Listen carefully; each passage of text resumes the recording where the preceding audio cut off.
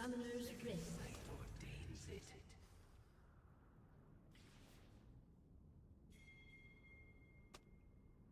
30 seconds until minions spawn.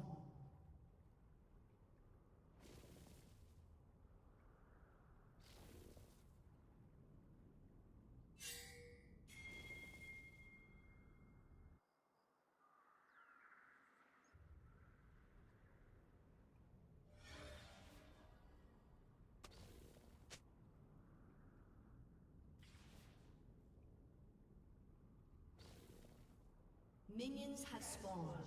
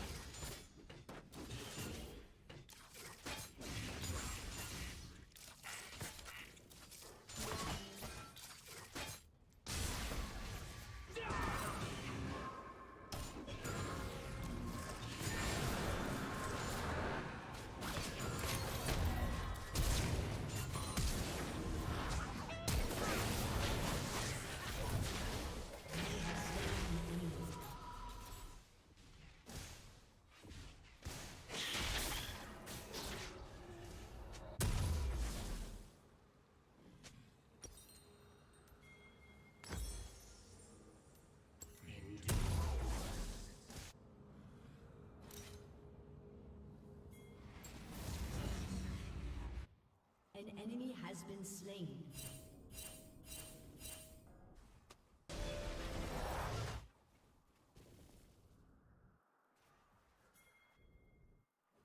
Without question.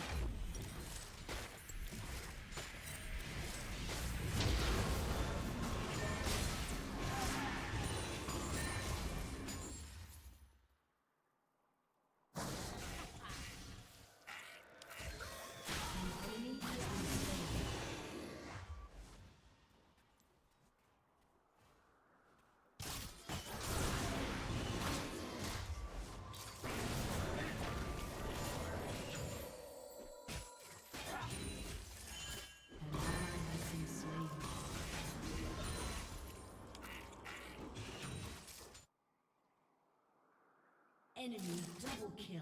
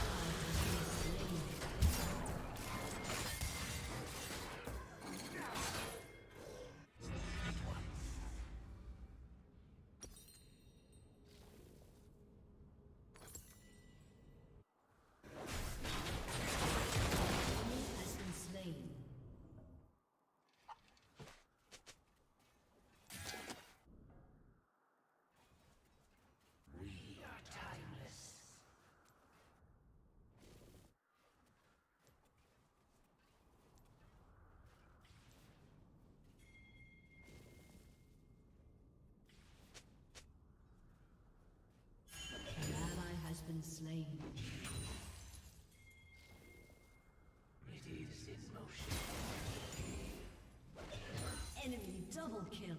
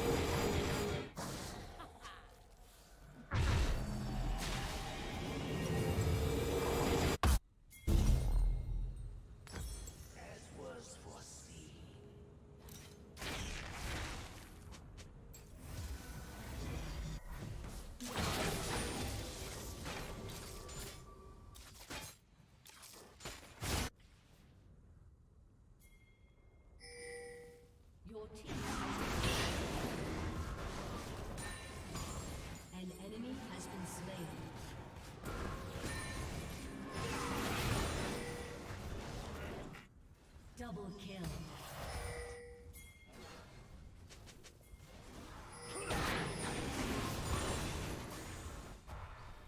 Your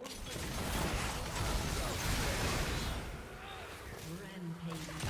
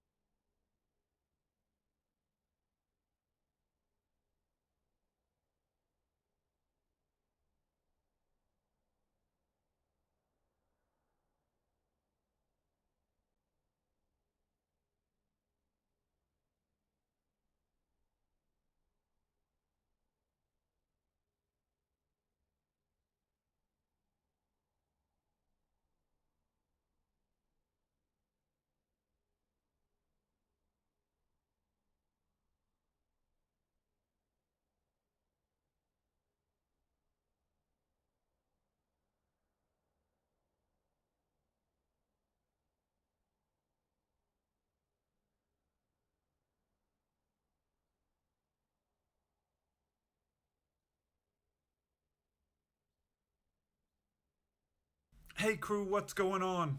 Today I'm doing a pilot reaction video on the Flight movie starring Denzel Washington. If you're not familiar with it, basically Denzel has a drinking problem and he goes flying when he's drunk after having a long night of partying with one of the flight attendants. In one of the famous scenes of the movie, he's actually flying the plane inverted, and I had some people asking me when I did the pilot reaction video on American Made, they were asking me some of the technical aspects of this movie and how real it was. So we're going to go over this movie. I'm going to start it off with the trailer, and then we'll go from there. Good morning, Trina. Good morning, Captain Whitaker. Here's your manifest with 102 souls on board. Let's get them tucked in. We're ready to push.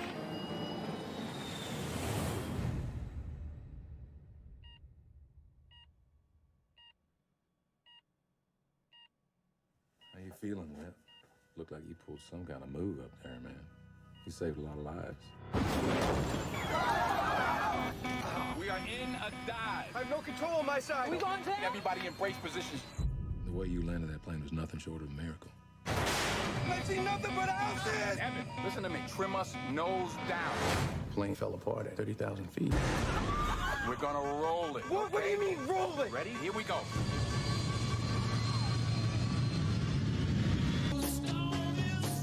The NTSB hearings in 10 days. They're under the microscope right now. Are you hiding something?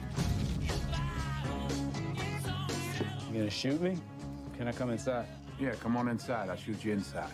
This was an act of God. Whose God would do this? Our investigators concluded the aircraft failed.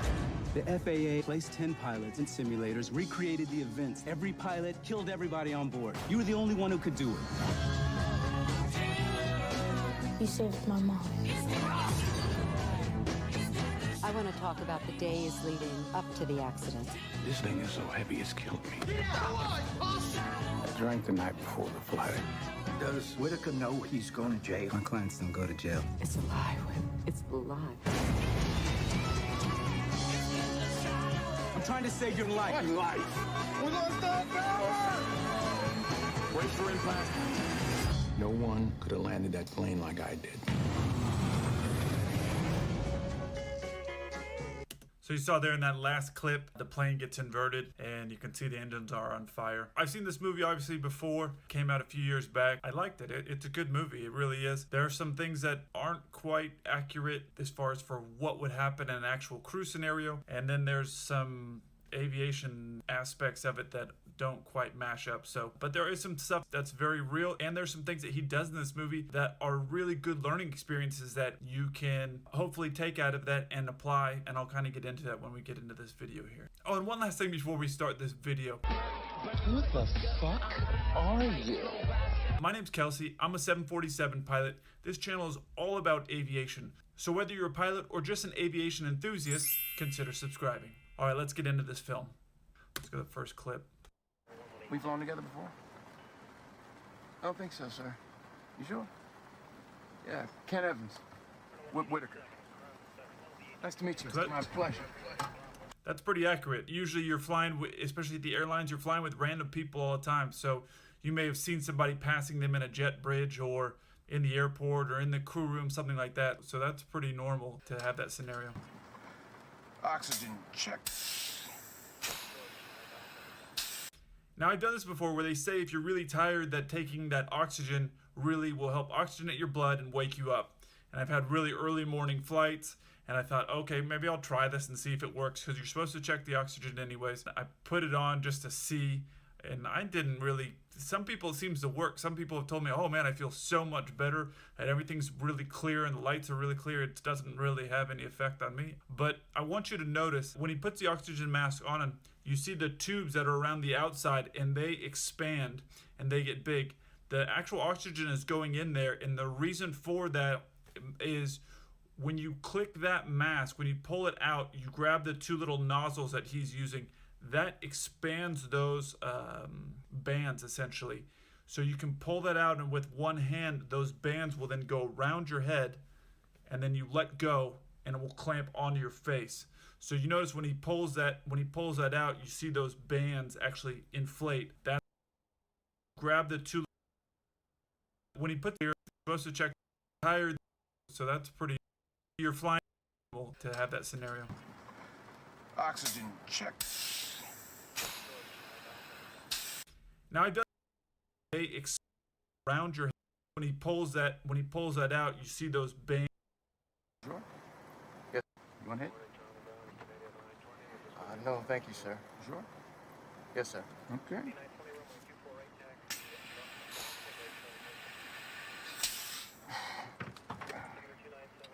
How you feeling today, sir? A little tired. Quick turnaround for me. 10 turns in 3 days. Off tomorrow. When you do the oxygen check, you do not put the mask on generally. Usually you'll pull it out and make sure that it's clean, coffee hasn't spilled over it. Some guys will just hit the button and make sure that it's actually blowing through your speaker system, meaning the mic inside the oxygen mask is working. In the event that you need to put it on, that you're able to talk on the radio through your oxygen mask. But normally you don't have guys put it on, and if they do, you have them clean it because it can be filthy. That's that scene. 80 knots, cross-check. It's like a video game, right? Oh, nothing like a little 30-knot crosswind to exercise the old sphincter muscle. D1. And rotate. We're at a positive rate. You're up. So just one thing here, you've obviously heard of sterile cockpit where there's no additional talking below 10,000 feet, and a lot of times that doesn't happen where there's no additional chatter. But almost always on the takeoff roll, it's business. You don't have guys making additional comments or things like that 99% of the time. You wouldn't generally get a guy making jokes like that on takeoff. Exercise the old sphincter muscle. Happen where there's no additional chatter, but almost always on the takeoff 9% of the time you wouldn't generally get a guy making jokes like that on takeoff.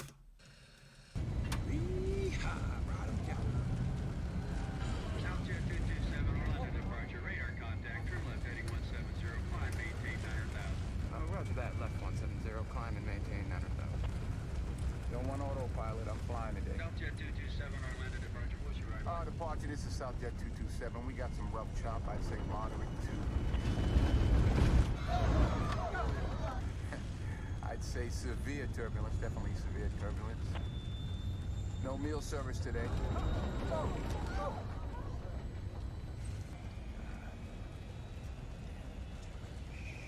What are you doing? Leveling off. What? See that little... Now you're generally not going to ever have a guy say severe turbulence, especially when he's leaving on a departure, because severe turbulence means you're going to have momentary loss of control of the aircraft, and you're generally not going to have air traffic control departing people into a situation where you're going to have severe turbulence in the first, I don't know, they're probably 1,500, 2,000 feet. You're generally not going to have air traffic control or tower send out a departure into something like that. That's not a general scenario. River of black between those two ugly clouds. That's a pocket of smooth air squatting right over Kissimmee. We're gonna thread the needle. Turn us right 30 degrees. Departure Southjet 227. We need to deviate 30 degrees right. For weather. For weather. Southjet 227, 30 degrees right approved. Report back on course. Oh, Lord. Can't help you now, brother. Southjet 227, say altitude. What'd I say? Tell them we're climbing. Departure. We're leaving 900,000 for flight level 180. Roger, 227.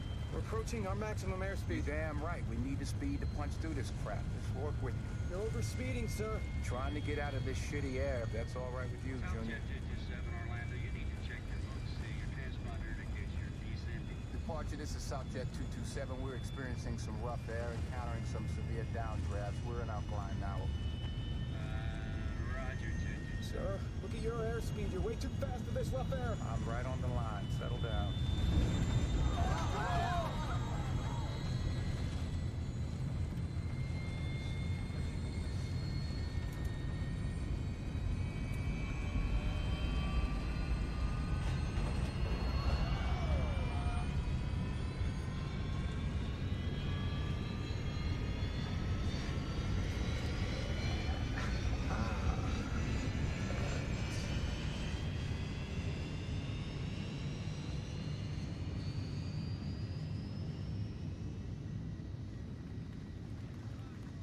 glad that's over.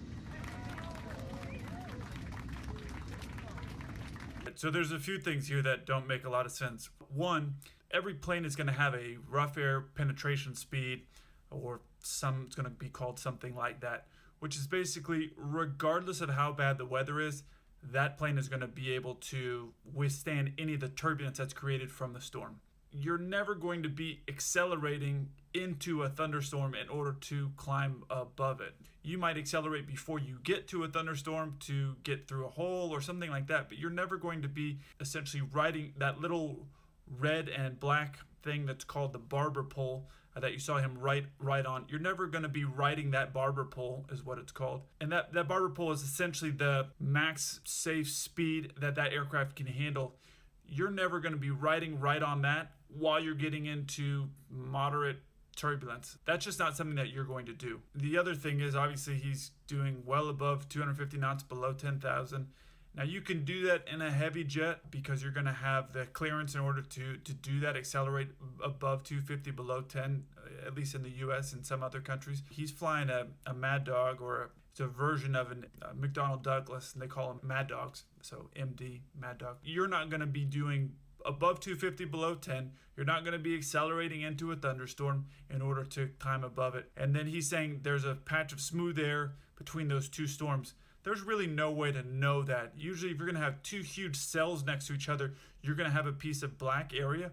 You're going to want to head to that, assuming that there's not a huge wall in front of it. If you see a bunch of red and then there's black behind that on your radar, that black behind that is what's called attenuation, which means the weather is so strong at the front part of that it can't even get to the backside to see what's behind it. We'll talk about that another time, but essentially there's two large cells in this clip here, and he's trying to get in between those, which would make sense, but you wouldn't necessarily know it's going to be smooth air, and you would always be trying to go up, not stay low to get over it. That would be no way to know that that's actually going to be happening. So let's get into this next scene. How long has Sleeping Beauty been out? 26 minutes. We're gonna start descending any second now. Well, looks like you'll need to wake him up. Southjet 227, Atlanta Center, descend and maintain flight level 300. Descend and maintain flight level 300, Southjet 227.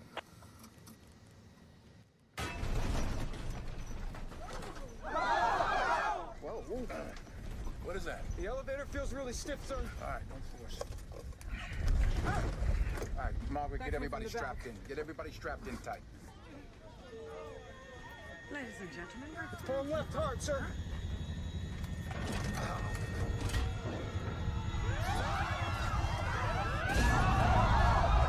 Power back! Power back! Stingray, pull up. Stingray, pull up. ladies and gentlemen, fasten your seatbelt now. Fasten your seatbelt securely now. I have no control on my side. No control at all, sir. Lost hydraulics. Center, this is Southjet 227. We've lost our hydraulics and feels like our pitch control. Southjet 227, Atlanta Center, Turn on the backup pumps. The backup hydraulics pumps. and pitch control. That is affirmed. We are in an uncontrolled Southjet 227, Atlanta, say your intentions. Are you declaring your emergency? Everybody's belted in.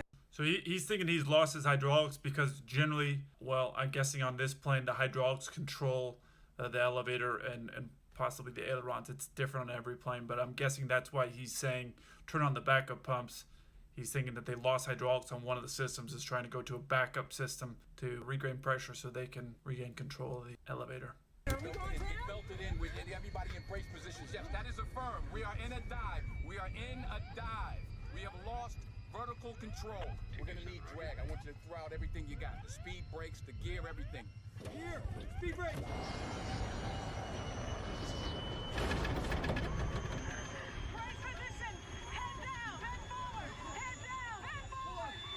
Gears down. I don't think hydraulics is the problem, sir. We need to dump the fuel.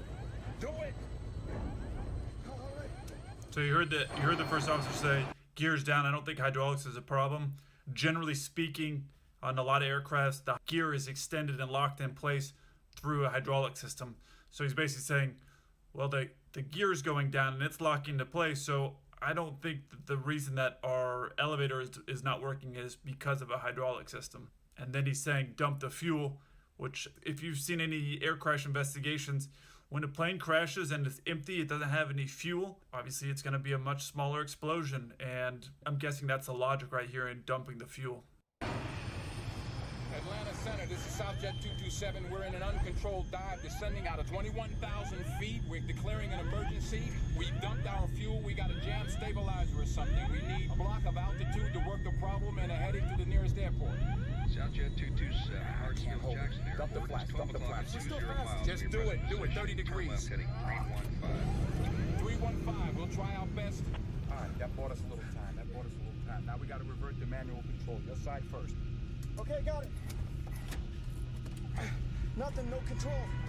You saw him reach down and say he's reverting to manual control. And again, I've never flown a Mad Dog, so if you're a Mad Dog pilot or you fly the McDonnell Douglas plane, don't get upset. But this is basically what I think is occurring. On a lot of aircrafts, you have where that guy's reaching and the motion that he's doing, pulling that thing up, turning it and releasing it. On a lot of aircrafts, like the CRJ has this, where it will split. If you have a jammed elevator or a jammed aileron, it will split the systems so you can regain control of half of the system. Now, one of the pilots is going to have control of the aileron, whichever side is not jammed. He's going to now be able to regain control. 99% of the time when you're flying, if you run into an emergency, you're going to have a book and it's going to walk you through all the procedures that you need to do in sequence from the manufacturer. It says do 1, 2, 3, 4, 5, 6, and it's going to walk you through everything you need to do. In this scenario, obviously, it's a totally they don't have time, and B, it's a non-normal situation where they're in an uncontrolled descent. So the captain is basically making decisions on the fly, trying to do anything in order to save the aircraft. You heard the FO say they're too fast for dumping all the flaps. In this scenario, he's basically trying anything. Let's throw anything at it, throw anything at the wall and see what sticks. There's actually a crash that did happen in real life that's very similar to this, and I'll talk about it at the end of the video. Oh, Lord, we're coming out of 7,000. I see nothing but houses. Evan, listen to me. When I say I want you to retract the flaps, retract the gear, trim us nose down, okay? But everything's going to be opposite, so make sure you trim us nose down. Hey, trim down. What are you going to do? Margaret, when I tell you I want you to push these forward, full power, full throttle, can you do that? Okay, when I tell you... Wait, sir, what are we doing? Why would I trim down? We're going to roll it, okay? What do you mean, roll it? We got to do something to stop this dive. I've got control. Oh, Lord Jesus! All right, Evans, flaps. Flat! Speed brakes. Speed brake!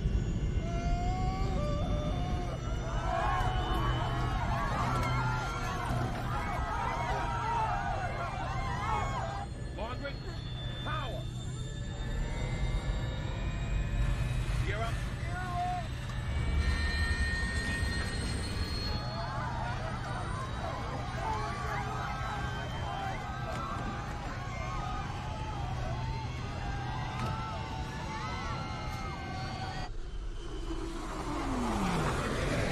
Oh, Lord Jesus, we're inverted! Flying, listen, we're level. We can maintain altitude like this. Are you okay? Atlanta Center, this is Southjet 227. We are inverted. I repeat, we are inverted. Southjet 227, did you say inverted? We're losing oil pressure, pump failure, both engines! We're all right. We're flying. Fire the left engine! Put it out.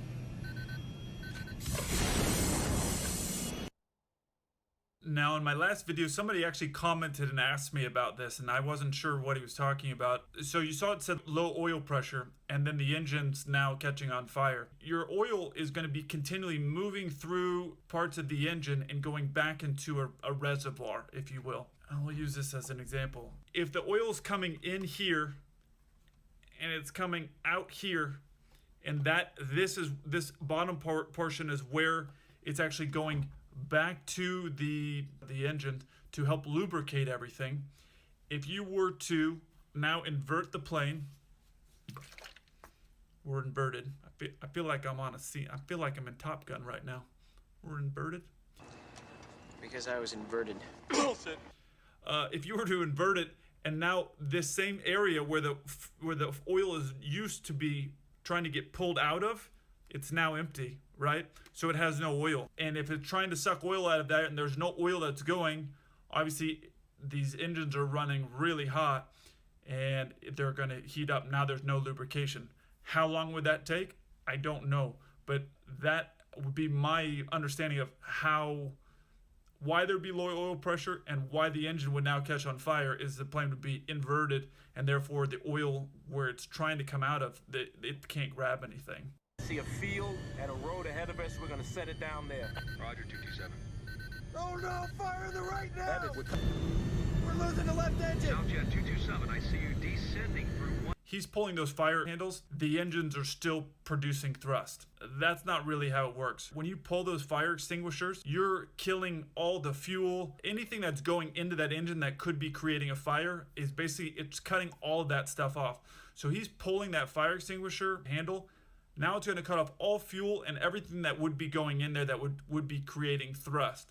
So the fact that he's pulling it and it's still generating thrust doesn't make sense, because how would you kill a fire? You would kill what's creating it, and obviously fuel is one of the things that it's going to be cut off. Every plane's got usually 5 or 6 things that are getting cut off when you pull that handle, but fuel is definitely one of the things that would be creating a fire, obviously. So when you pull the fuel, you're basically killing that engine. It's not going to be producing thrust anymore. 1,000, you concur. Mark with full power.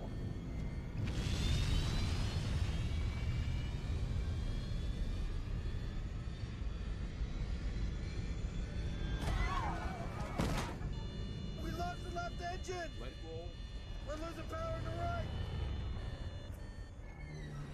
We lost all power!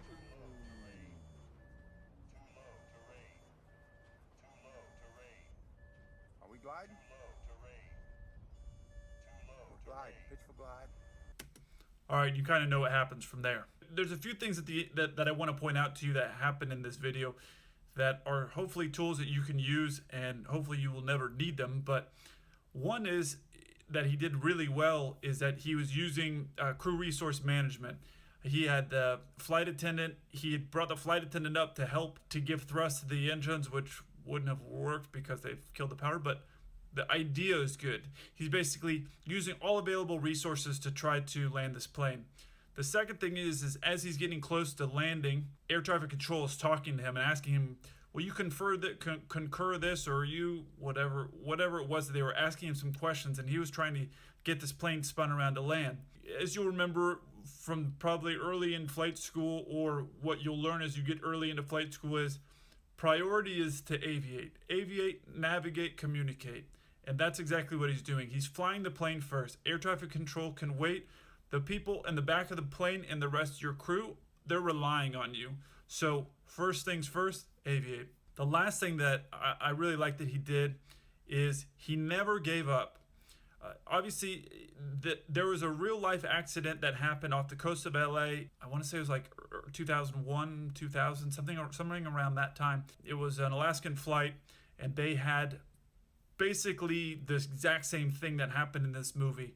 And this movie, I think, is based off of that accident in part. And those pilots did the exact same thing in real life that what Denzel's basically doing here, except for they weren't high on drugs and drunk. But it was the same concept. These pilots were fighting until the very end. They were trying everything. And even they actually inverted the plane as well in real life. Now, were they doing that for the reason that Denzel was, is try to prevent the plane from getting into a steep dive? I honestly, I don't know, but they did invert the plane, and they eventually crashed into the ocean, and everybody died. But the point of this is never give up. You always have a chance. You're always in the fight, and until the very bitter end, if there's one thing I can instill in you is don't ever quit. Now, this happened to me. I was in a simulator very early in my career, and they had given me some weird thing, and the plane was veering off course, and it wasn't doing what I had wanted it to do. So I just kind of stopped flying the plane and looked back to the instructor. I was like, hey, can we reset the sim and let's just try that again? And he started screaming at me, which is a little bit unnecessary, but the message that I got through all of his yelling was stop treating this like a simulator and start treating it like a real plane, and don't ever stop fighting. He's like, I don't care if you're doing everything wrong. I want to see you try a million different things.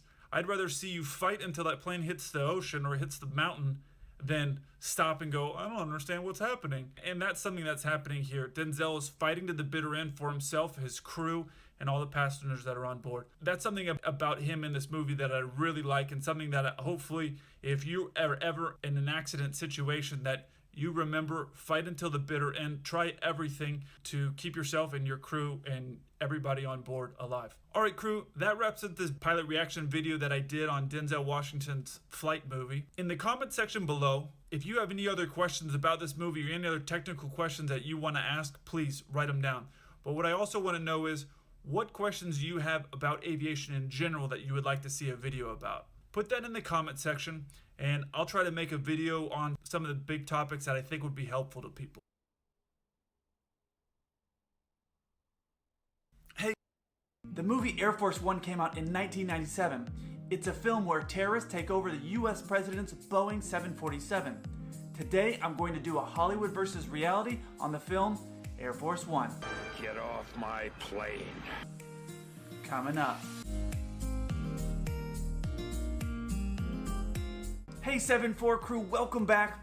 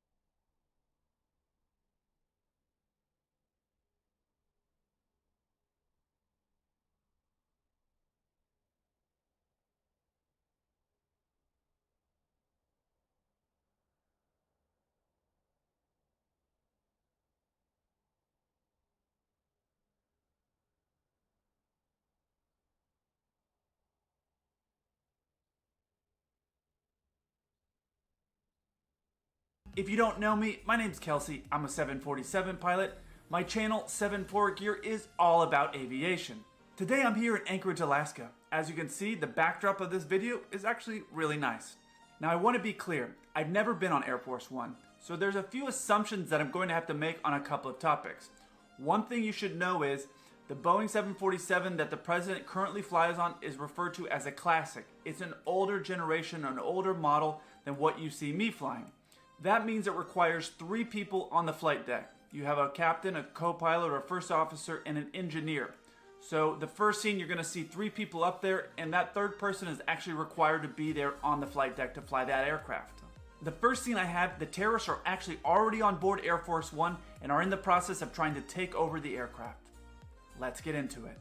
Code red, we have a code red. I repeat, shots fired on board. Flight deck code red acknowledged. Bridges lock that door now. Flight control, this is Air Force One declaring emergency. Here, get down!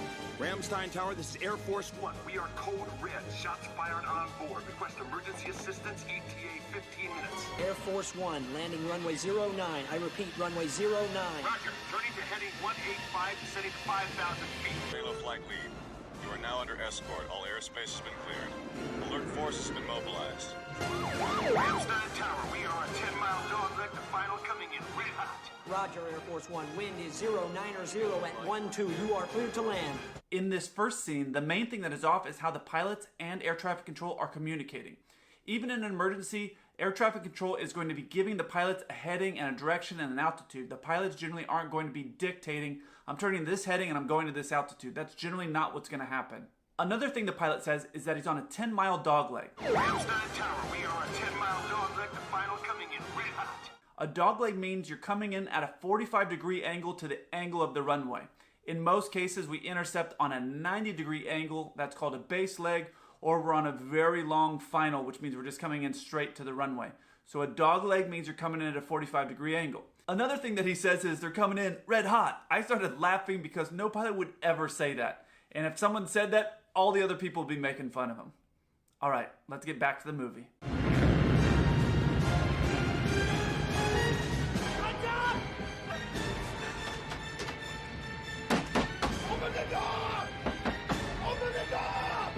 No matter what happens, we land this aircraft. Is that understood? Come on. Flaps 30. Flaps 30. Let me pause it here real quick because he says he's going to land flaps 30. And there's nothing wrong with that. We land either flaps 25 or flaps 30. But you're not going to have someone select flaps 30 this close to the runway. Usually you're going to land flaps 30 if you're very heavy or you're on a short runway and you need to come on slower. You would land flaps 25 probably in this scenario because you're trying to land and get on the ground as quickly as possible. So selecting flaps 30 this close to the runway is not very realistic. Also, I mentioned earlier, Air Force One is a Boeing 747, which is a classic. That classic edition means that the gauges, the instruments that the pilot's looking at are round steam gauges. They're not the glass cockpit, which is the computer screens that you're seeing here. Now, it's possible they've upgraded the avionics or upgraded the instrumentation in the Boeing 747, but an original classic that you generally hear people refer to doesn't have this layout of a cockpit. And like I said, I've never been on Air Force One, but if there's someone out there that's watching that can get me a tour, message me. All right, let's get back to the movie.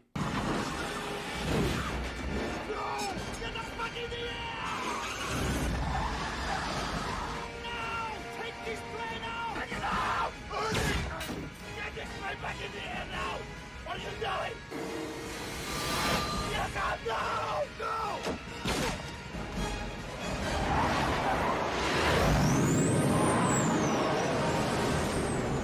Now, right before he shoots the first officer, the first officer reaches over and grabs a lever and pulls it down.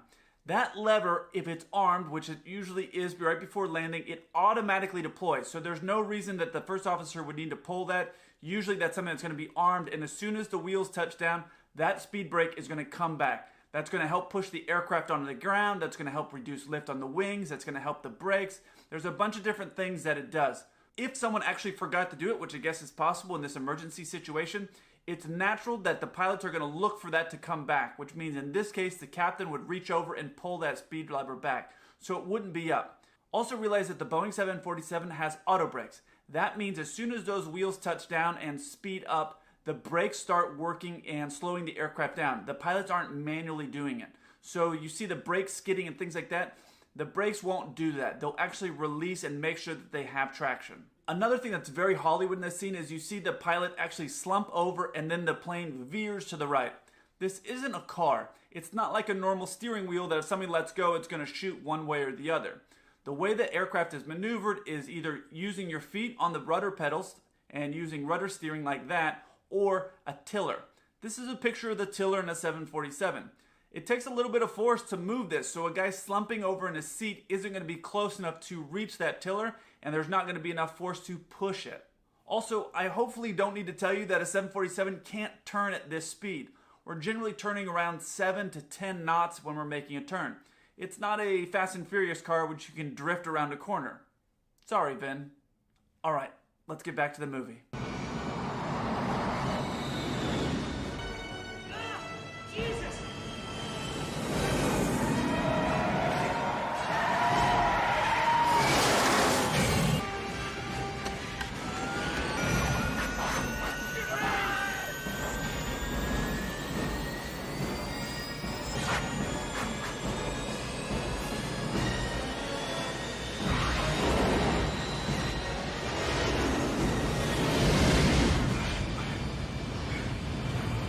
First, I'm not sure why everyone in Hollywood likes to think that the leading edge of an aircraft wing is sharp, like razor sharp with hedge trimmers on the front. Every time you see a plane wing go through a bush or a tree in a movie, it just slices everything off. Here's a picture that I actually pulled from my Instagram that shows the leading edge of a wing from a 747. As you can see, it's a rounded front. There's no hedges or razor sharp anything on the front of this wing. So it would not work. Going through there, it would not just slice off a bunch of branches. And when he finally turns to actually take the aircraft off, there's several really Hollywood things that are going on here. First, and I couldn't quite make it out, but it doesn't look like he has any flaps out. When you take off a 747, normally you're taking off with flaps 10 or flaps 20, and that allows the aircraft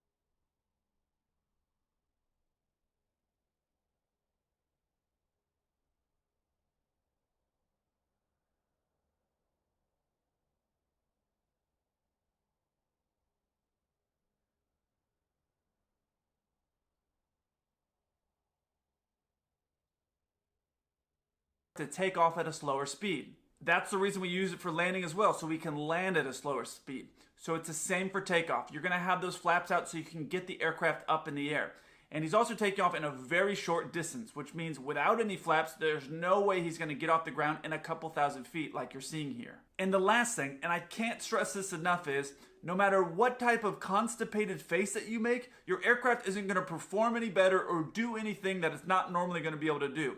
So if we're ever flying together and I look over and you're making a face like this, please don't do that. Alright, let's get back to the movie. In this scene, Harrison Ford is actually taking over the plane and actually going to be flying the aircraft. I suppose you know how to fly. No, sir. Come along, Major. I'll need a co-pilot. Yes, sir. Anybody there? Yes, we're here, sir. All right, you got somebody that can help me fly this thing? Sir, this is Colonel Jackson. Bob. We need to get you out of hostile territory. Good idea, Bob. I need for you to look above the central video screen. There's a series of LED numbers. Now, one of them should read 110. Got it. That's your course heading. Now, just below, there's a knob surrounded by hash marks. I want you to turn that knob counterclockwise to 290. 290. We're turning, Bob. Good. This course will take you out of Kazakhstan. You okay, baby? Now, sir, we can't land this plane on autopilot, so we're going to need to go over a few things. Now, this scene kind of surprised me because Harrison Ford in real life is actually a pilot, yet he's talking without holding any buttons down. Now, you can make a phone call and talk to someone through the flight deck. That can happen. But usually when you're talking, you're transmitting, you're holding a button down. And his hands are moving around. He's not holding a button down. So as a pilot, you would think that that's something he would have done. If everything that we said on the flight deck was getting transmitted to other aircraft or air traffic control or passengers in the back, most pilots by now would probably be fired. And as a side note, it's kind of funny. They said they wanted to get out of Kazakhstan. Just a couple weeks ago, I actually had a layover in Kazakhstan. Here you can see is a picture I took on the ramp with a 747 right behind me, and behind it are the mountains of Kazakhstan. I just took it off my Instagram. Anyway, let's get back to the movie. These MiGs, how far away are they? Never mind.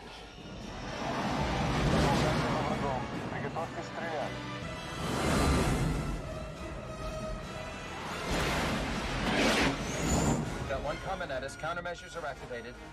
Turn. Готов стрелять. Огонь!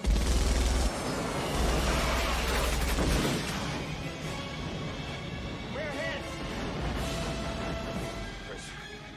We're on fire. Got an engine on fire. The number 4 engine is on fire. Pull the fire handle overhead. Okay, I got it. I got it.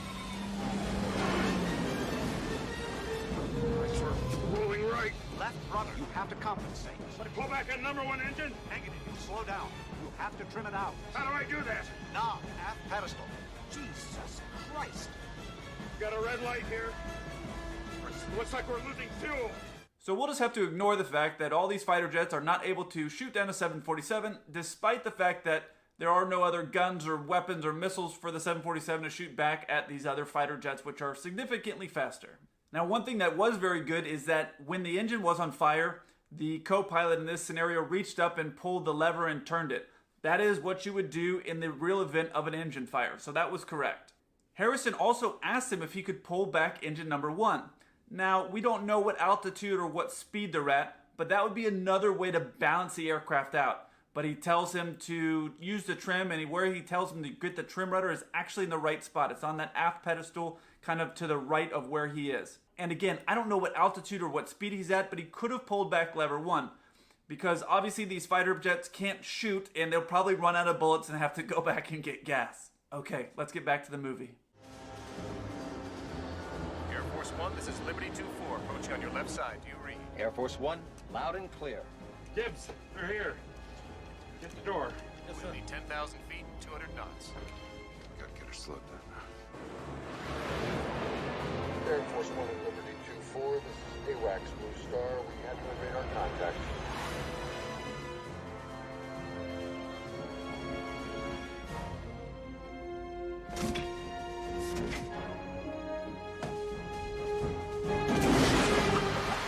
Okay, I just have to pause this real quick. Obviously, most of you know that aircraft like a 747 are pressurized. And when it's pressurized, it's not like you can just open the door latch and then punch it and it will fly out.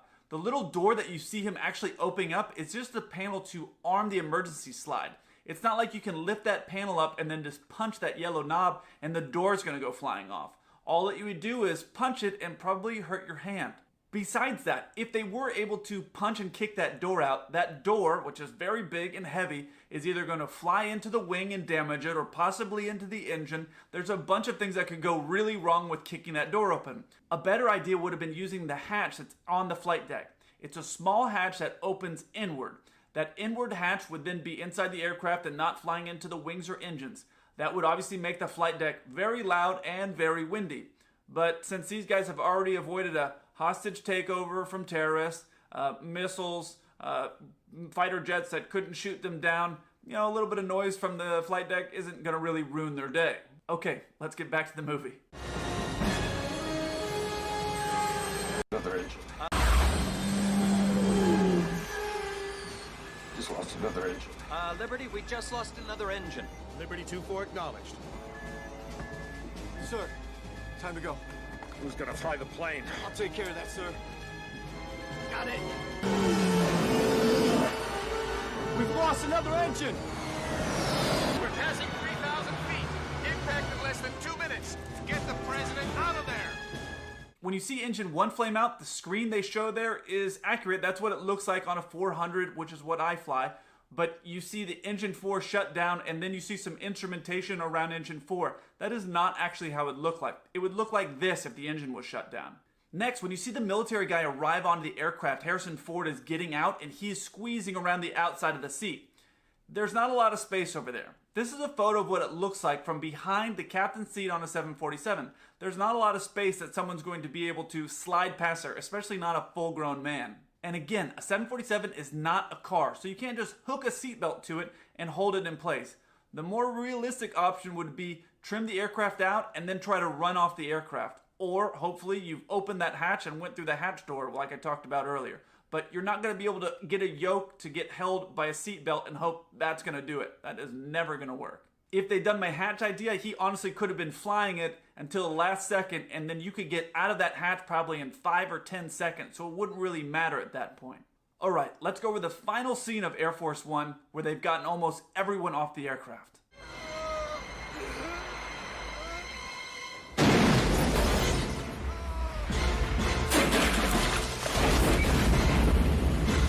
Now, if this movie was made now, they could have just lowered Sully in through that escape hatch that I was talking about, and then he could have smoothly landed on the water and everything would have been saved. Speaking of Sully, if you haven't seen the Hollywood vs. Reality that I did on his movie, I'll put it right up here.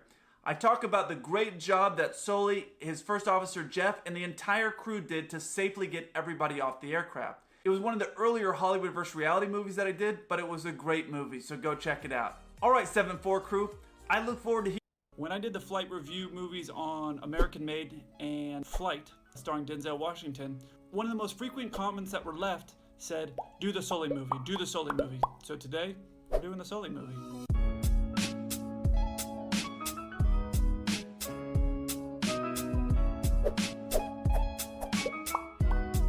Hey 7-4 crew, what's going on? Welcome back. If this is your first time to the channel, my name's Kelsey. I'm a 747 pilot. My channel, 7-4 Gear, is all about aviation. So whether you're a pilot or an aviation enthusiast, consider subscribing. Today I'm doing the Sully movie. Now Clint Eastwood did a great job in directing this film, so there's not a lot of aviation airs like you saw in the movie Flight. But what I'm going to do is pause the film as it goes along and explain some of what's actually going on and explain why we would do those things in the cockpit. And at the end of the video, I'm going to give you 2 different bird stories that happened during my aviation career. So stay tuned for that. Let's get into it. Warned us. No one said you were going to lose both engines at a lower altitude than any jet in history. This was dual engine loss at 2,800 feet, followed by an immediate water landing with 155 souls on board. No one has ever trained for an incident like that. Our job is to investigate how a plane ended up in the Hudson River. On the Hudson. It's not a crash, it was a forced water landing. Simulations showed that you could make it back to the airport. Not possible. I felt it go.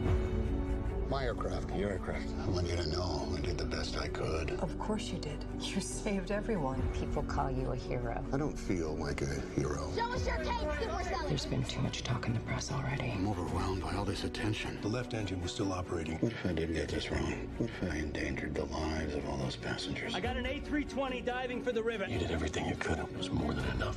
When was your last drink, Captain Solberg? Have you had any troubles at home? This is the captain. Brace for impact. What? Brace, brace, brace! Heads down, stay down! There were 155 people on that plane. You were one of them. Over 40 years in the air, but in the end, I'm going to be judged on 208 seconds. I need a count, passengers and crew. Is anyone still here?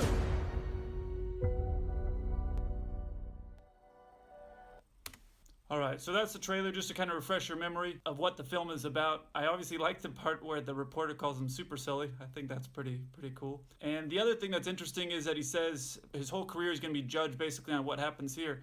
And sadly, that's true in aviation. You can have 30 or 40 years of doing everything perfect. If you mess up something major, then that's going to be in your record permanently. And while that's unfortunate, that's a responsibility that you take when you become a pilot. It's one of the things that's really interesting that Tom Cruise, when he's portraying Sully, that they actually point out in this movie, but that's very accurate. All right, here we go.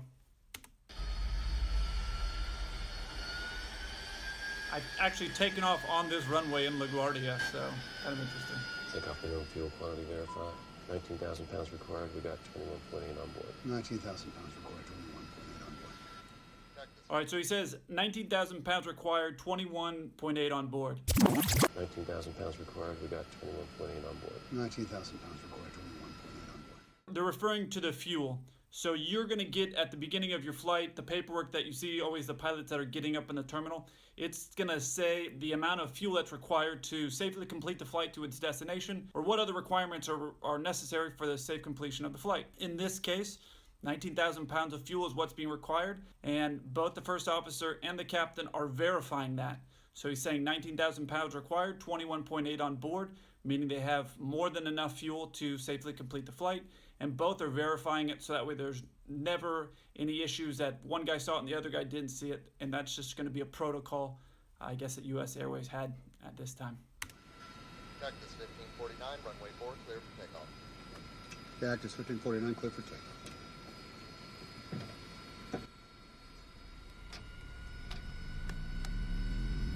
Sorry. So this is. So he says toga. Sorry. Toga stands for takeoff go around. It's essentially a power setting that is programmed into the computer, which basically is setting the aircraft into the amount of thrust necessary or required or planned for the takeoff of the aircraft. So again, but one setting and the other one's verifying, and it's again for a safety, a redundancy factor to make sure that it's done correctly.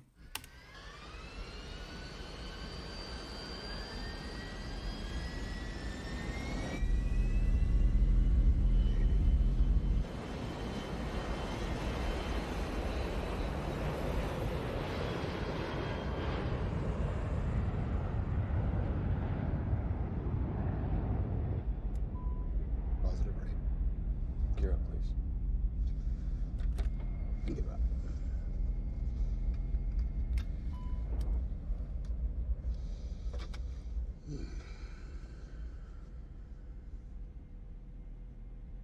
Nice view of the Hudson. I'll never get over how beautiful it is up here. Life's easier in the air. Yes, it is. Birds. Whoa.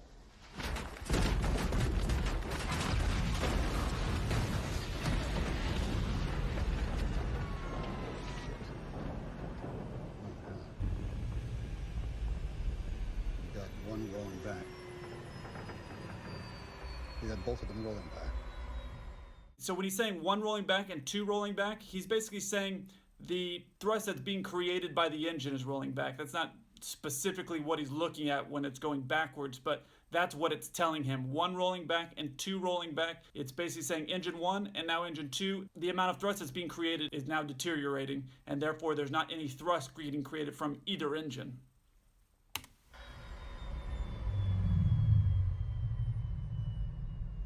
Ignition start.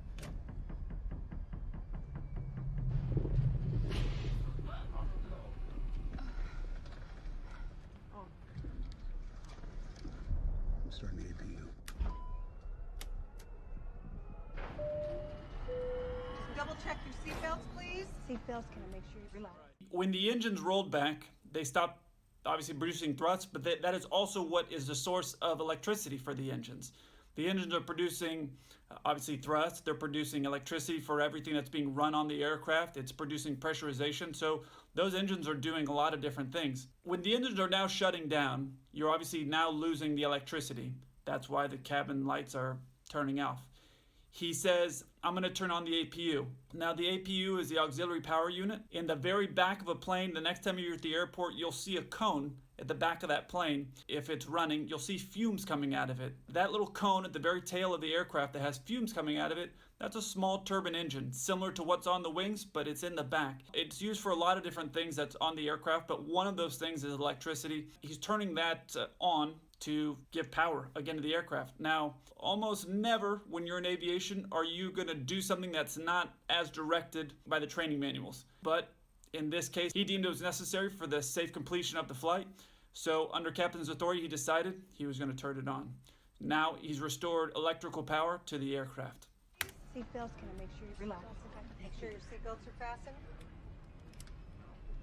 Get out the QRH. Loss of thrust on both engines. Mayday, mayday, mayday. This is Cactus 1549. We hit birds. The QRH is a quick reference handbook. That's what I'm talking about when I referred to earlier as directed by the company manuals. So the quick reference handbook is basically that sitting usually in both pockets on both sides of the cockpit that both pilots have access to. And from that, you're able to grab that book and quickly reference things that are necessary for an emergency in flight. Captain Soli instructs him to get the dual engine failure checklist out of that quick reference handbook.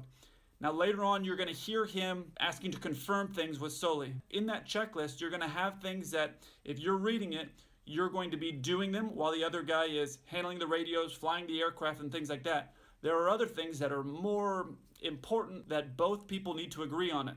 So you'll hear him say confirm, and Soli will say confirm, or some other acknowledgement. The reason that is that way you don't do something wrong, shut down the wrong engine or hit the wrong switch. So you'll hear that later on, and he's reading off of that QRH, Quick Reference Handbook. Maintain 15,000 Delta 331. We've lost thrust on both engines. We are turning back towards LaGuardia. Okay, you need to return to LaGuardia. Turn left heading 220. 220. Which engine did you lose? Both engines. Soup? Yep. I have an emergency. What's the report? Both engines. What? Both engines gone, no thrust. All right. LaGuardia says go to runway 13. Tower, stop your departure, got emergency returning. 1549, bird strike. He lost both engines, returning immediately. Which engine? He lost thrust in both engines, he said. Cactus 1549, if we can get it for you, do you want to try to land runway 13? We are unable. We may end up in the Hudson. I got an A320 diving for the river. Al, stack all the inbounds to LaGuardia. Let's put a hold on the tower, please. Come on, guys, standpoint. What about over to our right? Anything in New Jersey, maybe Teterboro? Teterboro Tower, I need a runway. Cactus 1549 needs to go to the airport right now. Newark Tower, what have you got? You have runway 29 cleared ready. You need emergency landing? Yes. Okay, yeah, off your right side is Teterboro Airport.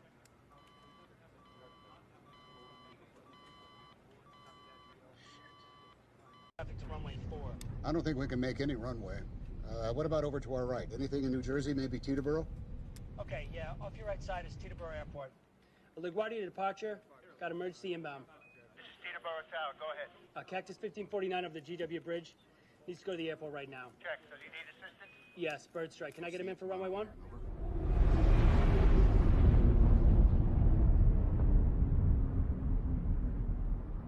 Cactus 1549, we want to try and go to Teterboro? Obstacle, obstacle. Obstacle, obstacle. Pull, stop. Clear of conflict. No reload after 30 seconds in your master 1 and 2. Confirm off. Off. Wait 30 seconds. Too low, terrain. Too low, terrain. Too low, terrain. Too low, terrain.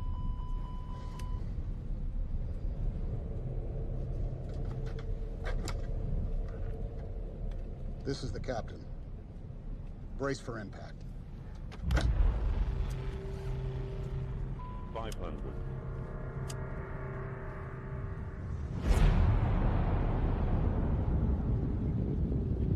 Cactus 1549, turn right 280. You can land runway 1 Teterboro. We can make it. Okay, which runway would you like at Teterboro? Go ahead, try number 1. Number 1. No relay. We're going to end up in the Hudson. Too low, terrain. I'm sorry, say again, Cactus? Too low, terrain. Too low, terrain.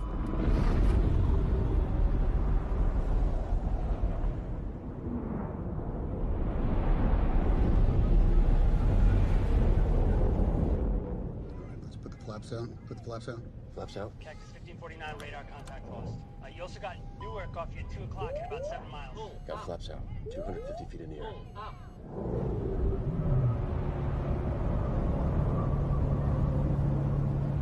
170 knots. Got no power in either one. Try the other one. Try the other one. 49? Still out? 150 knots. Got flaps too. You want more? No, let's do it. You got runway 29 available at Newark. It'll be 2 o'clock at 7 miles. You got any ideas? Actually, no.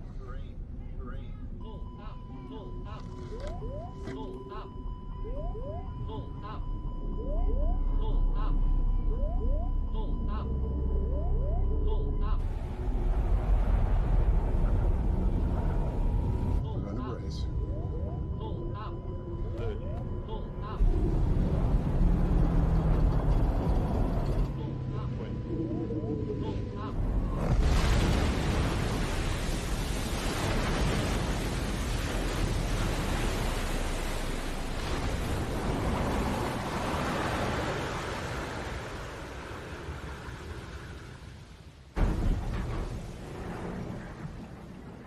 Alright, so there's the end of the video. Some of the things that I want to go over. One, the first thing was, I want you to remember how ATC and them were working together. ATC, when he declared the emergency, when he gave the Mayday, Mayday, Mayday call, ATC gave him their full attention. ATC is up there as your friend. Most of the time when you're a pilot, they're directing you on what to do, but in a time of emergency, you're not gonna have a better friend than ATC. They're gonna do whatever they can to help you safely get your aircraft to wherever you need to go. Now, whether that's you're flying your Cessna 152 or you're flying an A380 full of 600 people, regardless of the situation, they are there and they are gonna be your best help. When you're really in a jam, they're going to help you out. I want to say thank you to all the air traffic control for all the years of really helping me out. You guys do a great job, so if you're watching, thank you. Thanks. Also, for you pilots out there, I want you to remember that if you're ever jammed up and you need help, air traffic control, they are your best friend. They're always going to be there to help you out. Now, if afterwards you have to file a report or do something, that is better than have an accident on your record or getting yourself hurt or the people on your aircraft hurt. So just remember that they're there and they are your friend and they're going to help you out whenever they can. So the next thing is on the crew resource management. I talked about it in the Flight movie with Denzel and what he was doing with the crew resource management and the crew. Here you see the same thing. The first officer is reading out speed as they're slowing down and getting over the Hudson. He's trying to do what he can to help Sully, and Sully on the other side is basically, he asks him towards the end, any ideas? He's trying to work together as a team to see if there's any ideas that this new first officer can do to help him and help recover the jet. There's obviously not much you can do if you have both engines failing, but using that crew resource management, see if they can come up with an idea of how to do it. So that's a good example of CRM, crew resource management. The other thing is that I talked about it in flight, aviate, navigate, communicate. There's a few times ATC is calling him and he's busy talking with the first officer or making an announcement to the passengers. And in the actual flight, that is also what happened. Air traffic control was calling him and he was busy figuring out how to get the plane safely where he needs to go. So aviate first, then navigate, then communicate. He's doing it in that order, and the result of this accident was a fantastic job by the crew. When I say the crew, that is everybody on board. Now, obviously, I'm talking about this section of the flight where the flight deck crew is doing an excellent job. But don't forget, if you're ever flying passengers, the best help you're gonna get is gonna be from the flight attendants in the back. They're there primarily for the safety of all the people who are on board. And they did an excellent job getting everybody evacuated safely. My aunt was a flight attendant, and I remember when this accident happened, one of the first things she was saying was, man, these flight attendants did a great job. And that's because a lot of times they don't get the credit they deserve for what a great job they do and for the value and importance that they have in the event of an emergency. A lot of times it's the flight attendants that end up saving more lives than the pilots do because they're busy doing other things at that time. The flight attendants in this accident did a fantastic job as well, or not accident, forced water landing. It's not a crash, it was a forced water landing. They also did a fantastic job. That's another example of the CRM where he's working with the flight attendants to make sure that everybody gets off the plane safely. So that's all I have on that. My two bird stories is, the first one is I know a lot of people are wondering if a bird goes in the engine, is that engine automatically dead? Not necessarily. It's going to depend on the type of engine, the size of the bird, and a few other factors. I've had a bird go straight into a turbine engine before, and it chewed it up, and it was making a weird noise, but the engine was still producing thrust. So it's not automatic that if a bird goes in, that it's going to lose the thrust and the engine's going to die. In this scenario, there were so many birds, there was so much damage onto the engine can't really survive. The other one that I had that was actually strangely, awkwardly similar to this, I was flying about 2,000 feet over Houston. We were coming into land. I was with another pilot named Matt. Matt, I don't know if you'll ever watch this video, but he can confirm it. I was not the flying pilot. I was programming something into the GPS, and out of the corner of my eye, I saw something go past. And I looked up, and as I looked up, we were in a flock of seagulls. Like I said, we were at Houston, around 2,000 feet. Both of us were just totally silent. And for, I would say, about 5 or 7 seconds, we flew through an entire flock of birds like that. Seagulls, not geese like what Sully had, but seagulls. And we were flying with them. And by some miracle, we flew through all of those birds for about 5 to 7 seconds, and we came out on the other side, and we both looked at each other, and I said, "Are you joking with me right now?" I reported that we flew through a bunch of birds. Air traffic control didn't really seem to care, and we came in and landed. We both came out to look at the plane to see if we'd hit any, because normally if you hit a bird, you'll feel it. We walked around that whole plane, and there wasn't a single bird that we hit. I don't know how that is possible, but they were above us, below us. I don't know if they could see out of the rear view vision or what, but they came, I don't know, they separated. It was the craziest thing that's ever happened to me when it came to birds. That's my bird story. I don't know how we didn't hit a single one. It's crazy. So I haven't had many bird strikes. I've had a couple that hit a wing or things like that, but for the most part, you're rarely going to have bird strikes. They want to survive, and whenever possible, they're going to try to get out of the way. All right, crew, that wraps up everything I have on this Sully movie. I hope you enjoyed it. It is a great movie. I'm going to put a link to it in the description below if you want to get it and watch the movie.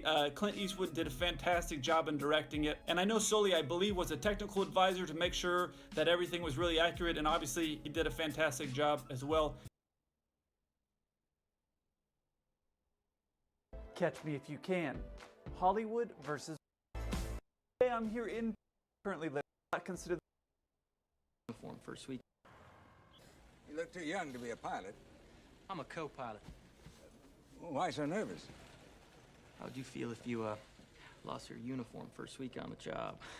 Relax. Pan Am's got lots of uniforms. It's going to be $164. Great. I'll write you a check. Sorry, no checks, no cash.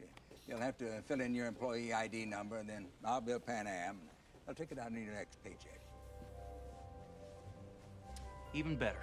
The first thing that caught my eye was that Leonardo only has 2 stripes on his jacket. Now, in some countries, they have something called a second officer, which means that they are a cruise relief, which means on a very long flight, all they'll do is work the radios and hit some buttons and cruise. They don't do anything for the takeoff and the landing. However, Leonardo refers to himself as a co-pilot, which is not a term that we currently use now, but it usually indicates that he is a first officer. So that was just a little snafu I noticed, but he only has 2 instead of 3. The other people that you'll see that have 2 now, or sometimes flight attendants will have 2. In some airlines, I've seen flight attendants where they have a jacket and they have 2 stripes. But pilots now don't have 2 stripes unless they're a second officer, which only is in some countries. The second part, when he is talking with him about taking the money out of his paycheck, that's actually true, and that's how it works today. In most cases, what you have is a budget that you're allowed to spend on uniform parts. It could be $200, $300, $400. It really depends on your airline, and you can spend that on whatever you want. It could be shirts or pants or a jacket or whatever you want, but that is actually true. That's how it works. They take it out of your paycheck. So how they were talking about it then, about it coming out of your paycheck, is still how it works today. Now, something that is accurate for this time period, but is not how it works today, is you don't have somebody that's tailoring your uniform. In most cases, you're ordering a uniform and you'll have to go get it tailored yourself. Now, Pan Am was kind of like Emirates is today, which they're very conscious about image quality. So it's possible that at this time frame that you would go and have a tailor actually tailor your suit. Now when you get your pants, you'll have to go to your own tailor and tailor them yourself. All right, let's get back to the film.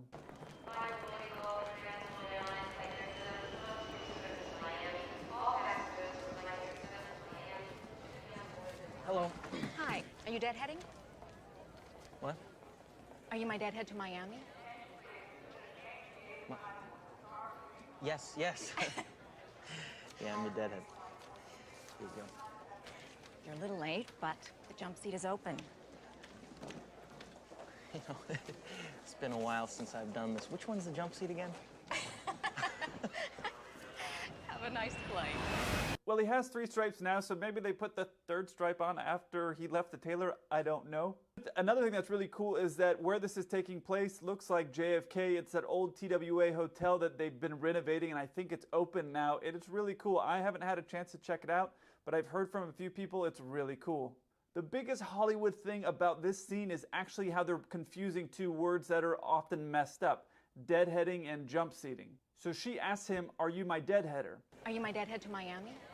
Now, what the term deadhead means is when your company is moving you from one location to another location because they need you to get there, that is a deadhead. In this case, it seems like Frank is going to Miami because he wants to go there. That's called jump seating. So they confuse these 2 words because if he was a deadheader, he would be walking up, he'd have a positive space seat, and he would go fly it like any other passenger. A lot of times you'll see on my Instagram, I talk about, oh, I'm on a deadhead, and it's abbreviated DH. And you'll see that sometimes I put that on my Instagram and people say, well, what's a deadhead? That's what a deadhead is. It's usually when the company needs me to get to a different city, they'll put me on an aircraft as a passenger, and they'll fly me there. The term jump seat is what's used when I want to go somewhere on my own, on my free time. So in a case where I finish work and I'm ready to go somewhere and visit friends, I will jump seat. And that means where I fly for free, if there's a spot available, I can catch a flight. So now when you see those posts on my Instagram, say I'm on a deadhead going to Japan, that's what I'm talking about. Now when you deadhead, you don't ride on the flight deck. You ride as a passenger in the back, like I said earlier. So the fact that he's going to actually go on his free time means if there's not a seat available in the back, he'll ride up on the flight deck. That's called the jump seat. That seat that you sit in is called the jump seat. And the act of doing this, traveling for free on your own, is called jump seating. Another thing that people have asked me about is when you're deadheading, can you ride on the jump seat? And no, you can't.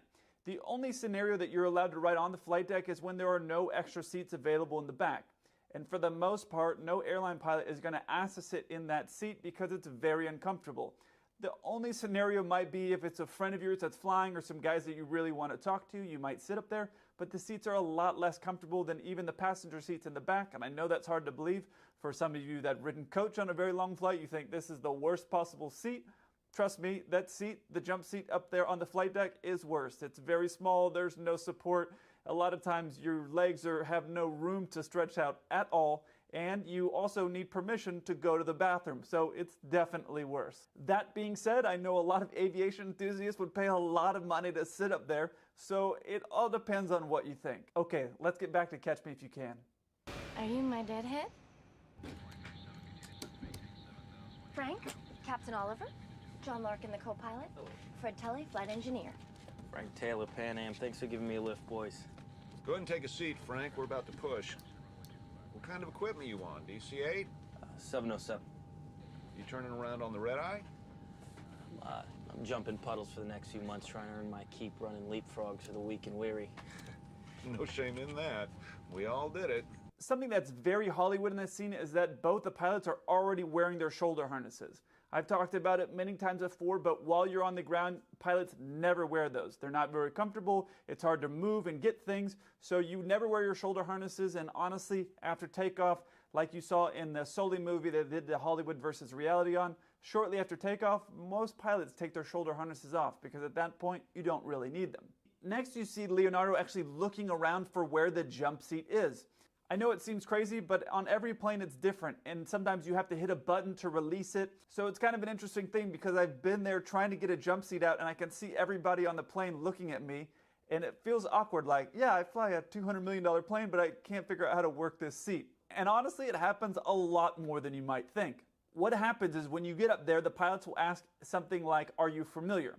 And that's basically asking how familiar are you with the flight deck of this aircraft as far as for the emergency exits, how the jump seat works, and all of those things. If you're not familiar, then you just say, no, I've never been on this flight deck before, or I haven't been here for a while. And they'll give you a quick briefing of all the things that you need to know. And one of them is how to get the seat out, how to stow the seat in the case that you need to evacuate. It's really important that if you've never been up there before, that you tell them you've never been up there before, because it gets very embarrassing if you say that you've been there before and you know how it all works and then you can't figure it out. I mean, I've never done it, but a friend told me about it. Okay, let's get back to the movie.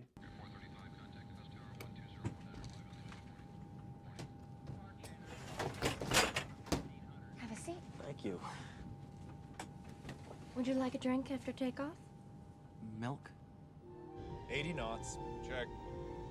V1, rotate. V2, positive rate. Gear up. Dear Dad, today was graduation. I am now a co-pilot earning $1,400 a month plus benefits. And the best part is, they tell me my family can fly for free. So the callouts that you hear the pilots making are actually pretty accurate. Those are still calls or variations of calls that we still use to this day. So Hollywood obviously did some research on that to get that right. Something that I was laughing about, however, was that he was talking about how he's making $1,400 a month. Now in the 60s and the 70s, that was probably a lot of money. What I'm laughing about is in the 90s and 2000s, pilots were still making, in some cases, only that amount of money. And instead of being excited, writing home saying, I'm making this much money, pilots were writing home saying, I'm only making this much money, please send me some food. It's funny because it's true. Now something that's in here that I've never seen before, and maybe some of the aviation enthusiasts know, there's two little mirror-looking things that are sitting up on the upper part of the dash. Now I've never seen those before, but maybe some of the aviation enthusiasts can tell me down below in the comment section what those are, because I have no idea. And you also saw what I was talking about in that earlier scene about the seat being hidden inside that little closet. It would be a little bit hard for you to find that if you didn't know where it was. And once you're up there on the flight deck of another aircraft, of another airline, it's kind of like being a guest in someone's home. You're not just going to start rifling through all their stuff. So usually you'll kind of just wait and let them show you where it is, like what happened there. But so that is actually pretty accurate to how it would happen, except it wouldn't be the flight attendants that would usually come up and do it for you. One of the other pilots would tell you how to get it out. Okay, let's get back to Catch Me If You Can. Thank you all very much for coming. At the end of the day, I'll be choosing 8 young ladies to be a part of Pan Am's future stewardess flight crew program. Now, these 8 young ladies will accompany me on a 2-month public relations tour through Europe. They will discover firsthand what it takes to be a Pan American stewardess. What qualifies me to be a future stewardess? Well, I think that I'm really friendly and I can really help out and make people feel welcome on the plane. And we'll be traveling at 6,000 miles per hour at an altitude of 300 feet.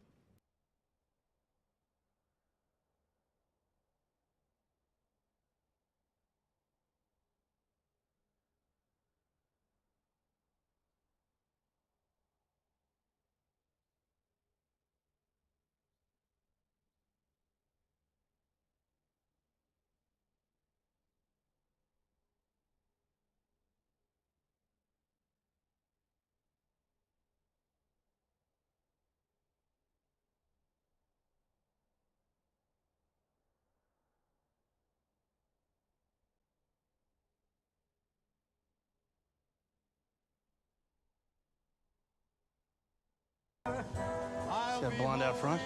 Should have been a pilot. Exactly. For those of you that are planning to be flight attendants in the future, and obviously in this film they're calling them stewardesses because that was what they were called back in the day, but they still do those large group interviews like what they're showing there. And while I've never participated in a flight attendant interview process, I did find it funny that that flight attendant was making an announcement. We'll be traveling at 6,000 miles per hour at an altitude of 300 feet. Now, even if she were to reverse the numbers that she said, 300 and 6,000, and they were to be doing 300 knots at 6,000 feet, that would still be pretty impressive. Not as impressive as 6,000 knots at 300 feet, but you get the point.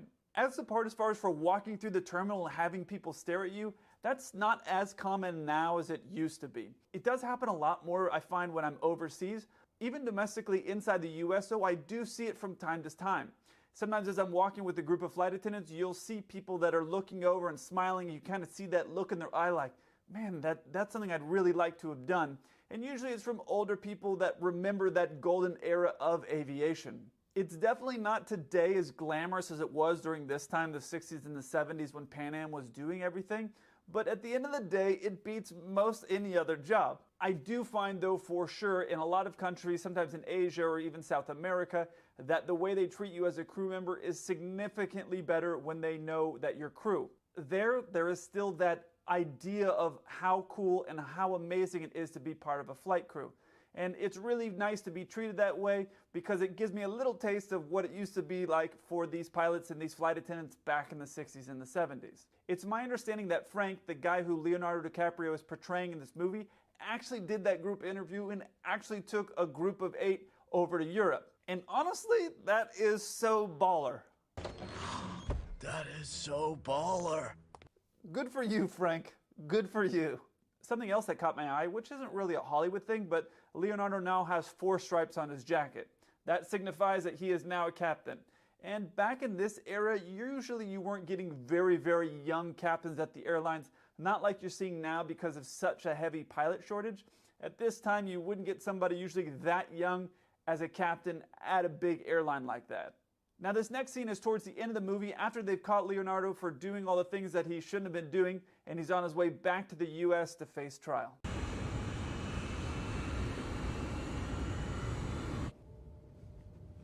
Carl. Carl. You have to remember to let me call my father when we land. I want to talk to him before he sees me on television or something like that.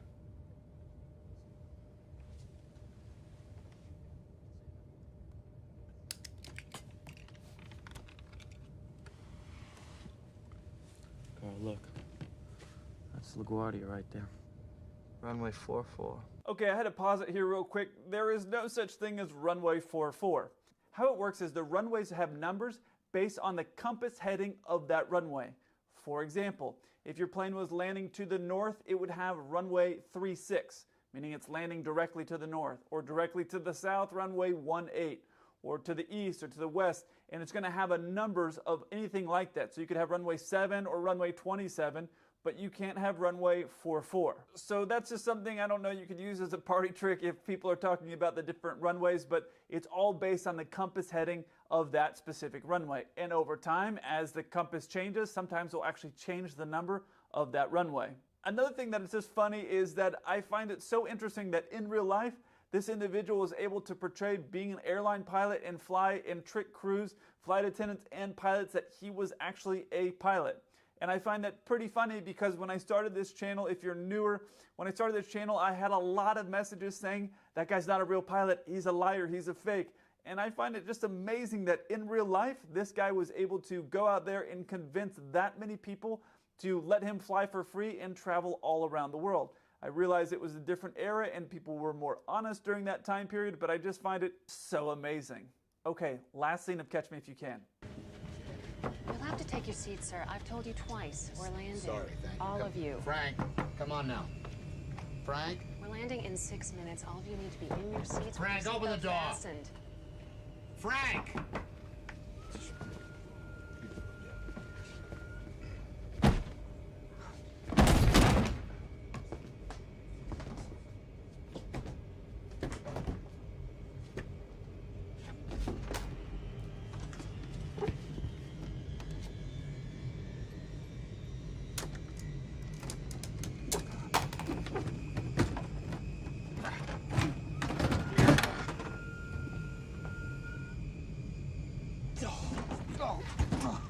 Frank!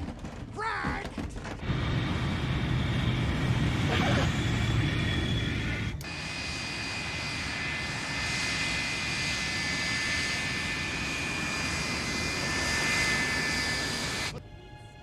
God almighty.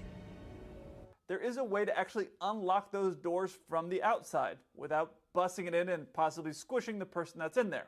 I'm not going to tell you how to do it because I don't want to be responsible for someone getting their bathroom break interrupted, but there is a way to have that done. The scene with him climbing down the toilet is pretty Hollywood though. I don't know the schematics of this aircraft and how it works, but for example on the 747, that does not work. This is what the inside of the wheel well looks like on a Boeing 747. I don't have the courage or the drive to rip off the toilet seat because I am not interested to see what's down there and I think it would be totally disgusting. However, on a 747, you'll just have to take my word for it, there is no way to climb through and down into the wheel well. They are not connected. I've done so many aviation movies starring Tom Hanks. I hope he enjoys these if he ever watches them. If you haven't seen the Hollywood versus reality that I did on the film Castaway starring Tom, most of my videos are family friendly. This video will not be. If you watch this channel with your kids, this series, Cockpit Confessionals, is not one that you want to watch with them. I'm going to be talking about flight crew members doing things that involve nudity, things that sent people to jail. We're going streaky! Yes! So this is one that you're going to want to wait until they go to sleep to watch. Coming up. Hey 7-4 crew, welcome back. If you don't know me, my name's Kelsey. I'm a 747 pilot. My channel 7-4 Gear is all about aviation. Today I'm here in Toronto, Italy, and this is the view from my hotel room. If this room looks familiar to you, it's because I filmed Mean Comments here a few months back. I don't think it was this exact room, but it was this hotel. As you sit in the airport and watch flight crew and cabin crew come in, you may be wondering, man, I wonder what kind of cool layovers they've been on, and I wonder where they're going to be going tonight. But after this video, you're going to be wondering, I wonder what their craziest crew story is. Before I get started, if you're a flight crew or cabin crew member and you have a crazy story of something that you did with your crew, send it to my Instagram at 7-4Gear. I have a ton of stories, but eventually I'm going to run out. For the flight crew and cabin crew members that are involved in these following stories, I will say it right now, I did not witness nor participate in any of these activities. These are just stories that I've heard. And at the end of the day, even if I did see these things, I wouldn't be saying that I saw them because we all know Snitches are bitches. Let's get into it. If you have an Instagram account or you do any type of social media, you know that you're always trying to get creative and come up with cool pictures and cool stories of doing cool things in different places. One of my most liked pictures that I have on my Instagram was this one. This was from the emergency escape hatch of the 747 Dreamlifter, which I fly sometimes. And well, this individual had a lot more balls than anything that I would ever do. He thought, instead of taking a picture from the emergency escape hatch looking backwards, he would get up and go to the tail and take a picture going the other direction. So from the tail, looking out and seeing the actual hump on the front of the plane. Now, I know almost nothing about photography, but from my perspective, going all the way to the tail and then taking a picture back, if it's sunny or the sun's out at all, you'd be really hard to see that shape. But he seemed to think it was going to be a great picture, so he climbed out through the emergency escape hatch, down the hump, and all the way to the tail. Well, once he got down there to the tail, he was thinking, oh, I'm going to take a bunch of photos and different angles. Put your phone out, gotta hit them angles. And you know, sometimes you get lost in the moment when you get all super artistic. Now remember, the flight deck of a 747 is 30 feet off the ground, and he has climbed out through that hatch and the roof and has walked to the back of the plane. While he's back there taking all these weird, crazy angles, it starts to rain. Now, as you can imagine, with rubber tennis shoes or things like that, you have a lot of grip because the plane is smooth, but you're gonna have no problem walking around up there. It's a pretty big surface. But once it starts raining, it gets a little bit more complicated. Well, it wasn't just sprinkling, it was actually downpouring, and he started to slowly walk up to the front of the plane. And the way he tells the story is, as he's walking up there, he's thinking, if I die in a 747 accident and I'm the only idiot who died doing this, I'm going to feel so stupid. Stupid is, stupid does, Mrs. Blue.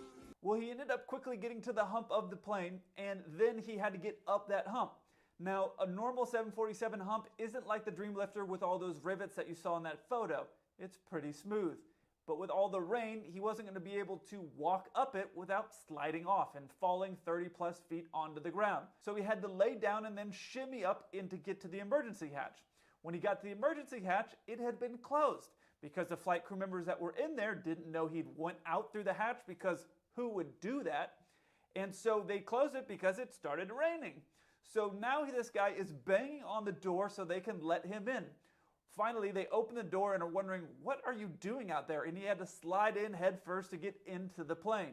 And what else could he say other than, I do it for the gram? In aviation, we have something called a repo flight. And what that means is, if a flight gets canceled because of weather or maintenance or things like that, the pilots and flight attendants will end up moving the plane totally empty into position for later that day or the next day. Now, honestly, these types of flights are my favorite to do because the door gets to stay open. The flight attendants can come in and out whenever they want. They can bring you food. They can see how you're doing. They can come up and hang out with you guys. It reminds me a lot of what I imagine it was like back in the day when there was just a curtain. They could come up and say hi whenever they wanted to. So it's fun because they're able to bring snacks and there's not a huge security protocol for you to get out and go to the bathroom or get out and stretch your legs. There's not a big problem to do that. You just have to have one of the flight attendants come up there. No big deal. Well, in this particular case, the captain was up there in the jump seat, which is one of the extra seats on the flight deck. The captain was talking to a nice young blonde flight attendant. He was trying to impress her, and she was telling him how she had plans to go to flight school in the next year. And so he was explaining different things on the systems of the aircraft, and she was asking a bunch of questions. And of course, he was really excited that she was so excited to talk to him about the plane. Yeah. So after a while, she eventually started to get bored with all the technical things that he was telling her, and he could see that she was getting ready to leave. He said, "Oh, wait a second, come up here, come sit in the captain's seat." So she, of course, how often do you get to do that? Was like, yeah. So she jumped up and sat down in the captain's seat. Then they put the air traffic control on speaker so everyone in the flight deck could hear what was going on, and they let her make a few radio transmissions. When air traffic control was giving a heading or a switch to this frequency, they were teaching her how to do those types of radio communications. Lucky. After a little bit of that, she starts to get bored and says, "All right, well, I'll let you have your seat back." And he's like, No. Hey, do you want to fly? And so at 30,000 feet with nobody on board, he lets her disconnect the autopilot and start rocking the plane back and forth. Now, how much trouble would they get in if people found out that they did that? A lot of trouble. But in his mind, he thought, this is a great first flight lesson. When the pilots show up to work on the flight deck, the first 20-30 minutes is pretty busy because we're loading everything into the computer, we're checking all the route, we're double checking everything, the other pilot is checking what the first pilot did. There's lots of checks and balances. After that is out of the way, usually there's just light chatter. What did you do on the overnight? Where are you from? Stuff like that. Well, these pilots had just finished a 2-day layover in a city known for having a lot of women that partake in the oldest profession in history. Hookers? And when a guy shows up onto a 2-day layover in a city known for having a lot of women that partake in the oldest profession in history. Hookers? And when a guy shows up onto the flight deck and says something like, "Oh my gosh, you guys are not going to believe what happened last night," you're going to have my attention. Apparently this guy was walking down the street in the middle of the afternoon looking for a place to grab some lunch, and he walked past a store that was a massage parlor. Some of the girls outside the massage parlor convinced him to go in and get a massage, which I think he said an hour massage was something like $7. So he thought, even if the massage sucks, it's only $7, no big deal. Well, 30 minutes into the massage, the lady told him to flip over because he had been laying on his stomach. And once he flipped over, she gave him this symbol, which I think means, "Do you want me to peel your banana for your mid-massage snack for $10? I think that's what it means. Wrong again. Anyway, he agreed to give her an extra $10 or $20 to peel his banana, and she went to go dim the lights. After dimming the lights, she went and got a really heavy, warm towel and put that over his eyes. And then she asked him, "Do you want me to get you some massage oil?" Of course, it was included in the price, so he said, "Yeah, sure, why not?" So she said, "Okay, I'll be right back." So after about 10 seconds, he hears her come back in, and she begins to peel his banana. Then he goes on to describe just how amazing it is, and it's the best banana peeling he's ever experienced in his life. Well, as he's finishing, he goes to lift the hot towel that's been resting on his eyes.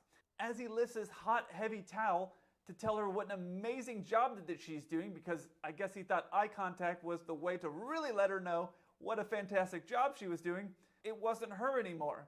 It was an old man. So there's this old man just wailing away on his business, and of course my thought is, what happened next? I had never been so interested in my life to hear what somebody had done on a layover, because this is a situation I had never imagined before. So he says, "Man, I was so close to finishing, and he was doing such a great job, I didn't feel it was right to tell him to stop." This leads to the moral of this story. I'm not going to judge you on what you do on your layovers or your lifestyle. I don't really care about that. That's not a big deal. But this was a 3-pilot flight deck, which means at all times there are going to be 2 pilots up there and 1 pilot's going to be on rest. And usually that's for a flight of 9, 10, 11 hours, something like that. You're usually going to have 3 pilots. Now, being a pilot is all about decision making. I don't know that that was the best decision in the world to tell that story as you boarded the plane and these pilots had 10 or 11 hours to go. Because as soon as that pilot went on rest, what do you think the other 2 pilots were joking about for the next 2.5 hours? Hanging out with flight crews on layovers is one of the best parts about being a flight crew member. Running into crews that you didn't expect to see is even better because it's like catching up with an old friend you didn't expect to see. A lot of times you are at the same hotel and you might see them at the bar or at a restaurant nearby. They'll come out and see you, and I really enjoy that aspect of being a flight crew member.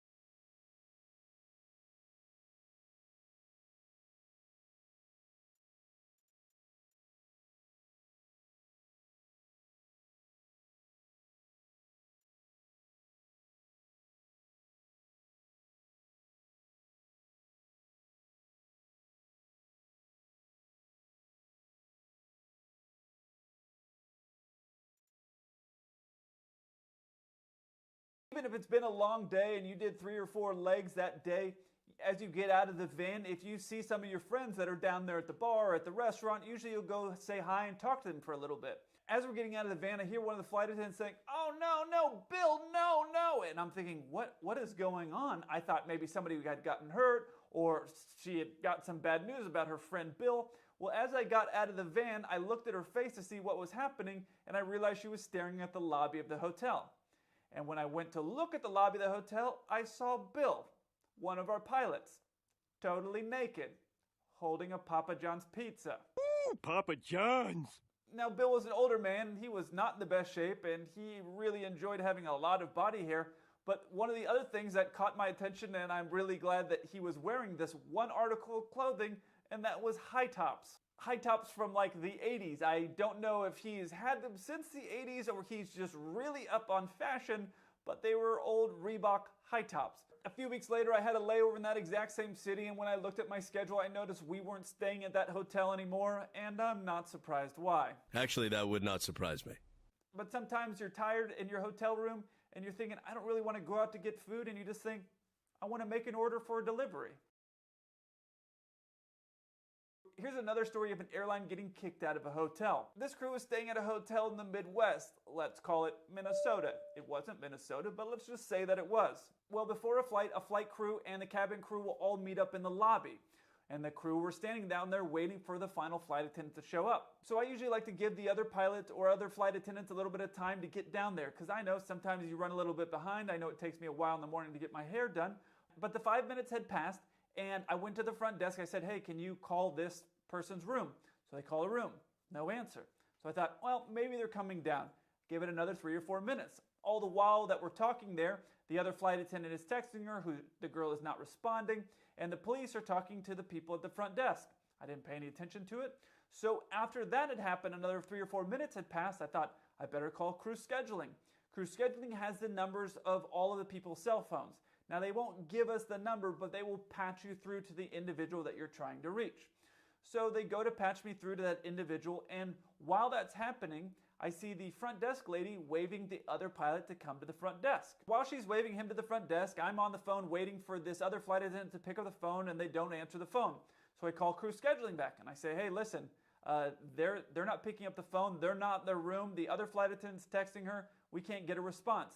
The other flight attendant had told me that they had talked a few hours earlier, and the other flight attendant had invited her to go out and grab some food.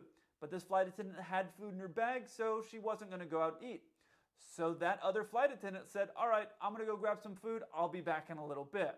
As soon as I hung up with the phone with scheduling, the other pilot waved me over, and he said, bro, you've got to see this. So I walked over, and I'm looking at the screen, and I see the other flight attendant. And the policeman is there, the lady in the lobby is there, and both of us are watching. I wave the other flight attendant over, and we see this other flight attendant, who was part of the crew, walk out of the lobby and into the hotel shuttle van and drive away. Shut the front door. The other flight attendant who's standing there goes, oh my gosh, is that, and let's just call her Mallory. Her name was not Mallory, but is that Mallory? I said, yeah, that's Mallory. Well, Mallory drove away in this car. Now, I had to call scheduling back because obviously we're not going to fly, missing a flight attendant. We were not at a base, so we were definitely not going anywhere for a while. After it was all said and done, I ended up hearing several days later they found Mallory in New Mexico. And if you know how close Minnesota is to New Mexico, it's about 1,000 miles away. I feel the need for speed. If you enjoy these aviation stories, you're going to love these aviation memes. I'll put a link to it right here. I look forward to hearing from you. When pilots act like flight attendants. Hank, oh my god. Kroofy.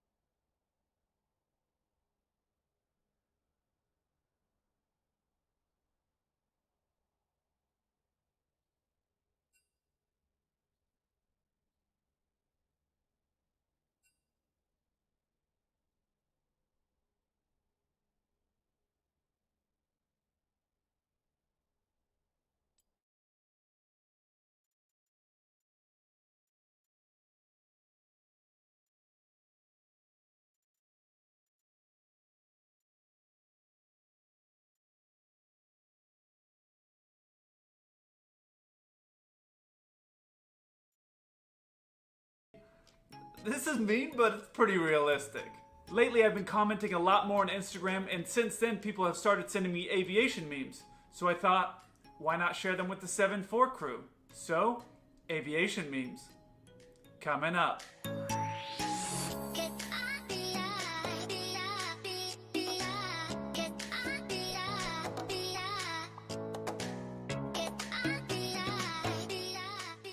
Hey 7-4 crew, welcome back. If you don't know me, my name's Kelsey. I'm a 747 pilot. My channel, 7-4 Gear, is all about it. This is the view here from the hotel. A lot of people have been asking for some more footage of where I'm at in the world, so I thought I'd start sharing them with you. Anyways, let's get into the aviation memes. Rough landing, but did you die? Okay. So I've had people come up to me and they say, oh, that was the greatest landing ever. And me and the other pilot look at each other like, really? Because that one was kind of bad. But at the end of the day, if you've arrived safe, people come up to me, if it was a hard landing, hey, kind of bad. But at the end of the day, if you've arrived safely, even if it was a hard landing, hey, we're not all perfect. Voila, madam. Your hotel room, the view, it leaves you speechless. No? Yeah, so this is sometimes the case. You might get to the coolest hotel and you'll have a really short overnight and you have this amazing view and you want to do everything in the city, and then you might have a very long overnight in a place that you're like, this is not really the place I want to be. But this is really true as a crew member. A lot of times when you finish your long trip, if you get there, especially if you didn't sleep well during your rest period, and you get to the hotel and you're like, oh man, I just really wish I had the energy to go out and enjoy this city. But you signed to be a crew member, so this is part of it. 9.5 hour layover, 30 hour layover. Yes, this is actually just what I was talking about.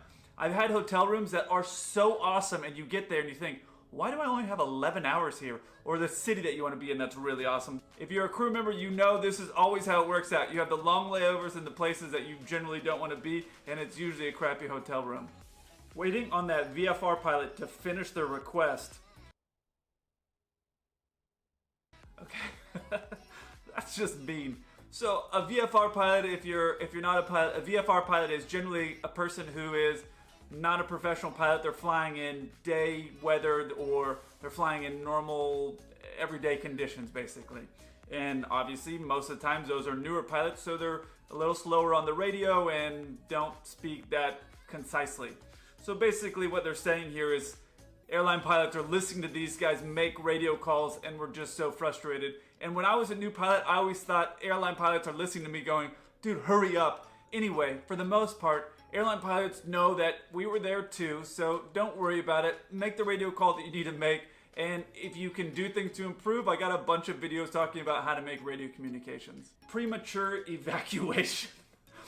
Alright, so I actually saw this happen. I was doing a walk around years ago in Toronto, and two flight attendants blew a slide as I was doing my walk around. You just see the slide shooting out of the door, and I looked over and I could see on their face, they both were just staring out like, oh no, and I just felt bad for them. It happens actually more often than you think. I've only seen it happen one time. It's gotta be very embarrassing for the crew members that are up there. They do a whole cross-check and things like that, but premature evacuation... Hey, Diggy, can you talk today or nah?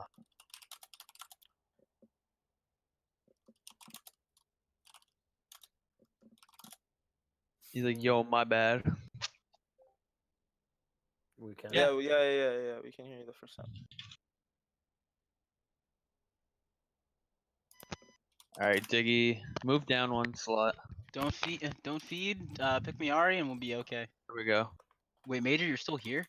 Yo, you're 80 carry, Diggy, by the way. Major's playing, what are you talking about? I thought, wait. Monkey with guns left. Yeah. He said he's got shit to do. Wait, am I not playing then? No, you are. Wait, isn't this Snake? Okay, Diggy, join. So wait, what are the two roles that you need? And then... Wait, hold on. I'm confused. What are the two roles that like the support left. Support left. Oh, shit! I would have traded with you, Major. Actually, yo, Diggy, do you want to play support? Let me go see if Sammy wants to play. Hold on. Yeah, I can get my friend to play.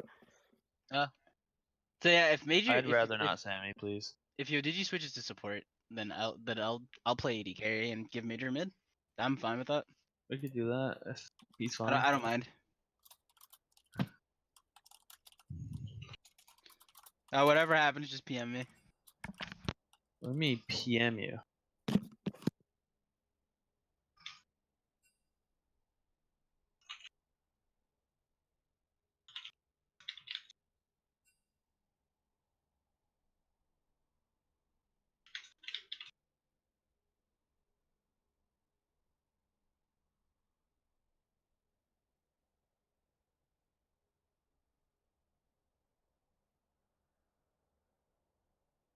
It happened, right? I mean, it happens to the best of us. Me trying to explain Sammy my work schedule Two-Slap. to friends. Yeah.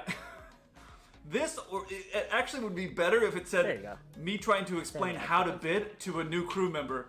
Because it is so complex and so diverse of, okay, if you want this, you need this, and there's all these different types of bidding systems, but this is so true. If you're explaining how to bid guys, for good luck, someone, have I fun. think that would be a better explanation for this. Trying to explain how to bid Slap to a them new around. person. Yes, Wait, sir. Major, why are you not here? Because I thought you were Candle's playing. Candle's playing. Well, I What's thought that? you were playing. Well, they needed a support after Monkey left, and I didn't really feel like doing it. And you're actually a support main, so figured we'll just get you to play. There you go. tricked me. Go slap notes around. I may have tricked you a little bit. All right, have a good one.